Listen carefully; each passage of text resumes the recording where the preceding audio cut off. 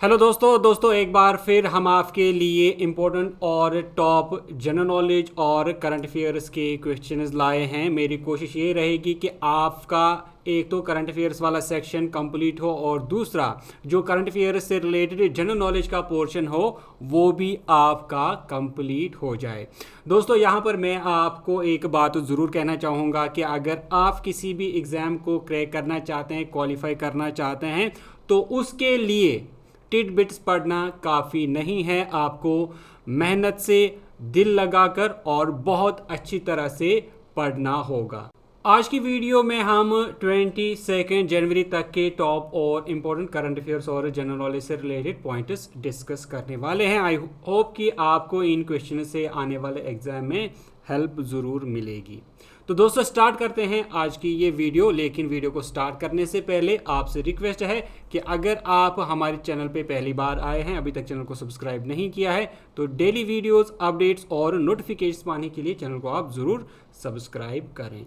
Start करेंगे आज के पहले क्वेश्चन से जो आपकी स्क्रीन पे है। पहला क्वेश्चन है, in which state UT has the production of Kalashnikov AK-203 assault rifle begin. आपको बताना है इंडिया की किस रियासत या फिर यूनियन टेरिटरी में AK-203 असॉल्ट राइफल की प्रोडक्शन को स्टार्ट किया गया है। ऑप्शन है आपके पास जम्मू एंड कश्मीर, उत्तर प्रदेश, मध्य प्रदेश या फिर गुजरात। शाबाश दोस्तों, अपना अपना आंसर लिखें। ये क्वेश्चन यूपीएससी और जो पीएससी हैं उनके लिए इम्पोर्टेंट रहने वाला है। इसका जो सही आंसर है वो है पार्ट बी, उत्तर प्रदेश। दोस्तों अब इम्पोर्टेंट पॉइंट जो कि बहुत ज़्यादा ज़रूरी है, खासकर यूपीएससी के जो कैंडिडेट्स हैं उनके लिए जानना ज़रूरी है कि उत्तर प्रदेश के अमेठी के कोरवा ऑर्डिनेंस फैक्ट्री में AK-203 कलेशनकोव असॉल्ट राइफल्स की प्रोडक्शन जो है वो स्टार्ट हुई 17 जनवरी 2023 से।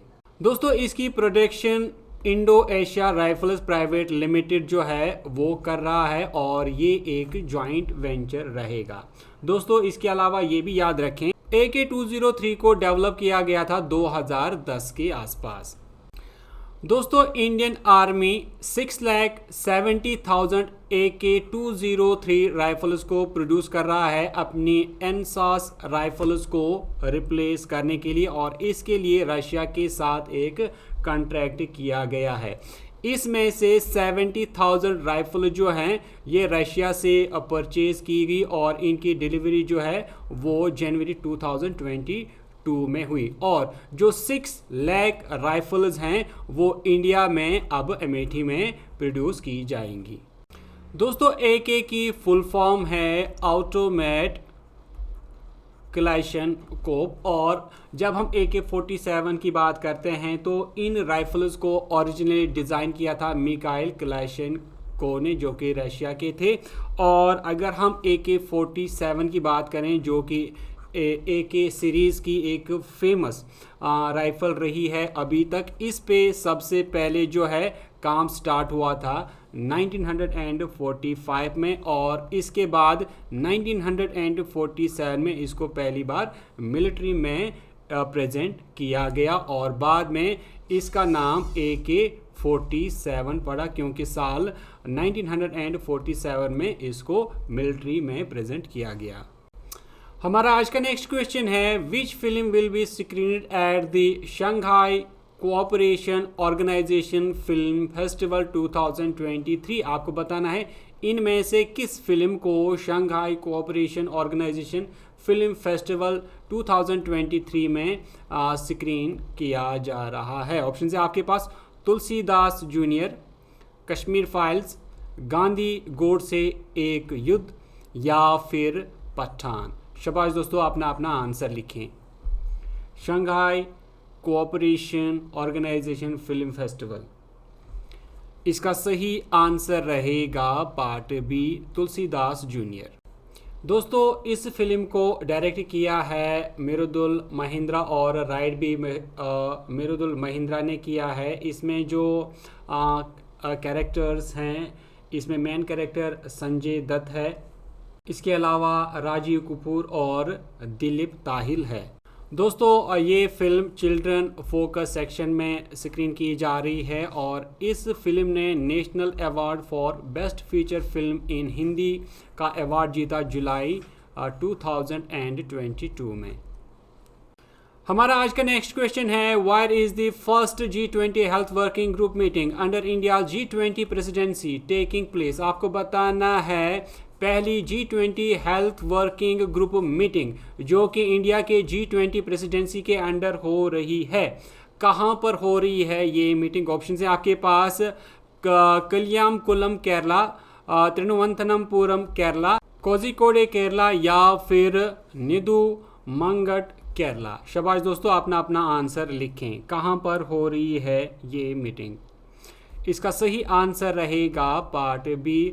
तो त्रिनुवंतनमपुरम केरला में first G20 health working group meeting हो रही है G20 प्रेसिडेंसी के अंडर। अगर हम केरला की बात करें तो केरला स्टेट बनी थी 1 नवंबर 1956 को। कैपिटल है त्रिनुवंतनमपुरम, ये तो आपको पता ही है। गवर्नर है यहाँ की प्रेजेंट आरिफ मोहम्मद खान और चीफ मिनिस्टर हैं पिनराई विजयन और केरला की लिटरेसी है 96.2%। हमारा आज का नेक्स्ट और इम्पोर्टेंट क्वेश्चन है, which two cities is the Indian air force launching Kargil courier service between. आपको बताना है इंडियन एयरफोर्स इनमें से कारगिल कुरियर सर्विस किन दो जगहों के दरमियान लॉन्च कर रही है। ऑप्शंस हैं Kargil and Jammu, Kargil and Doda, Kargil and Pahalgam या फिर कारगिल एंड बारामूला। शाबाश दोस्तों, अपना अपना आंसर लिखें।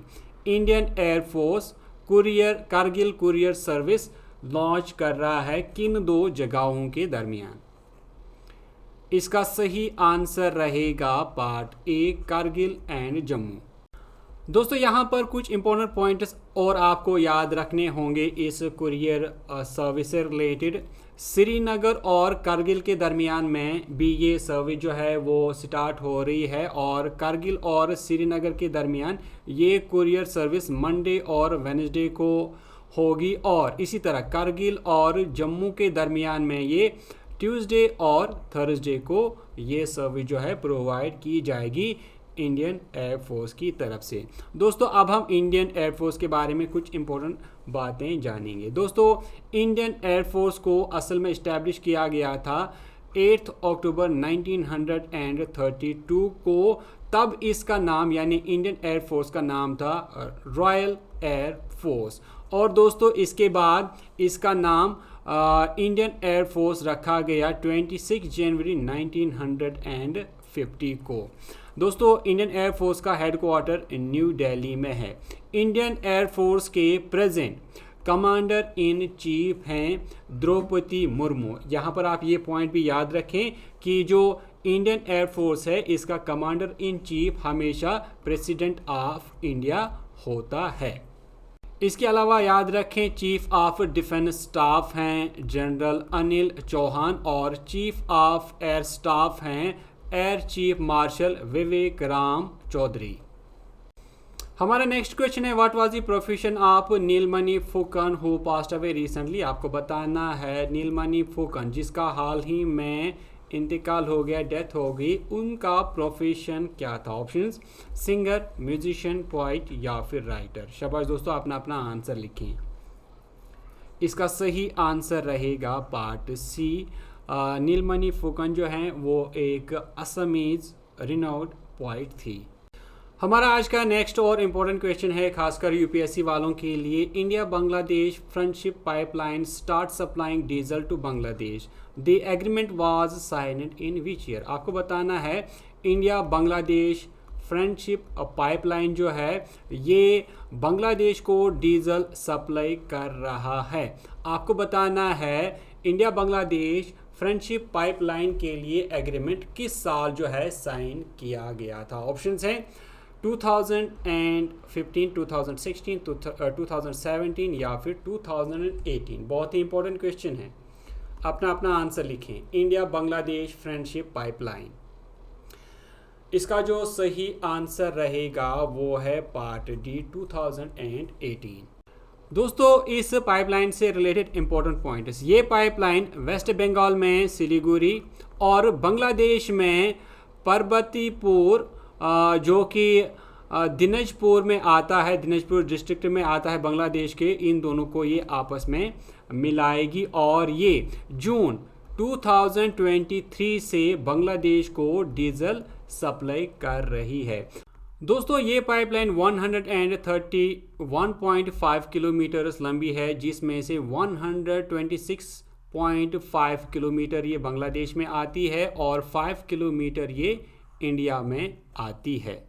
दोस्तों जियोग्राफी से रिलेटेड एक इम्पोर्टेंट पॉइंट आप ये भी याद रखेंगे कि जब हम इंडिया और बांग्लादेश के बॉर्डर्स की बात करते हैं तो इंडिया अपना सबसे ज़्यादा बॉर्डर नेबरिंग कंट्रीज़ में से बांग्लादेश के साथ शेयर करता है और कुल मिला के 4096.7 किलोमीटर्स का बॉर्डर इंडिया बांग्लादेश के साथ शेयर करता है, जो कि सबसे ज़्यादा बॉर्डर शेयरिंग है इंडिया की। दोस्तों एक और छोटा सा क्वेश्चन जिसका आंसर मुझे आप नीचे कमेंट सेक्शन में लिखकर बताएंगे। आप मुझे बताइए कि बांग्लादेश की करेंसी को क्या कहते हैं। नेक्स्ट क्वेश्चन जो सपोर्ट से रिलेटेड, who is the 5th Indian and youngest ever to score ODI 200। आपको बताना है इंडिया का 5वां और सबसे कम उम्र का पहला इंडियन हिस्ट्री में जिसने ODI में 200 रन बनाए। ऑप्शंस हैं शुभमन गिल, सूर्य कुमार यादव, ईशान किशन या फिर रोहित शर्मा। शाबाश दोस्तों, अपना अपना आंसर लिखें। सबसे कम उम्र का खिलाड़ी और इंडिया का 5वां खिलाड़ी भी बना जिसने ODI में 200 रन किए। इसका सही आंसर रहेगा पार्ट ए, शुभमन गिल। दोस्तों शुभमन गिल ने न्यूजीलैंड के खिलाफ 208 रन बनाए राजीव गांधी इंटरनेशनल स्टेडियम हैदराबाद में और इसने 149 बॉल्स में ये 200 रन बनाए। हमारा आज का नेक्स्ट क्वेश्चन है, the tourism ministry is planning to organise first global tourism investor summit in which year. आपको बताना है मिनिस्ट्री ऑफ टूरिज्म ये प्लान कर रही है कि पहला ग्लोबल टूरिज्म इन्वेस्टर समिट को ऑर्गेनाइज किया जाए। आपको बताना है किस साल ये ऑर्गेनाइज किया जा रहा है। ऑप्शन है आपके पास 2023, 24, 25 या फिर 2026। शाबाश दोस्तों, आपने अपना आंसर लिखिए। मिनिस्ट्री ऑफ टूरिज्म पहला ग्लोबल टूरिज्म इन्वेस्टर समिट कब प्लान कर रही है ऑर्गेनाइज करने के लिए। इसका सही आंसर रहेगा पार्ट ए 2023 और अप्रैल मंथ में इसको ऑर्गेनाइज किया जा रहा है। तो दोस्तों ये थे आज के कुछ इंपॉर्टेंट करंट अफेयर से रिलेटेड क्वेश्चंस। उम्मीद करता हूँ कि आपको वीडियो अच्छी लगी होगी। वीडियो अच्छी लगी तो वीडियो को लाइक करने के साथ साथ शेयर ज़रूर करें। दोस्तों लास्ट में यही कहना चाहूँगा कि अगर आपने अभी भी चैनल को सब्सक्राइब नहीं किया है तो डेली वीडियोस अपडेट्स नोटिफिकेशन पाने के लिए चैनल को भी ज़रूर सब्सक्राइब करें और बेल आइकन भी ज़रूर प्रेस करें। मिलते हैं आपसे एक नेक्स्ट वीडियो में, तब तक के लिए टेक केयर।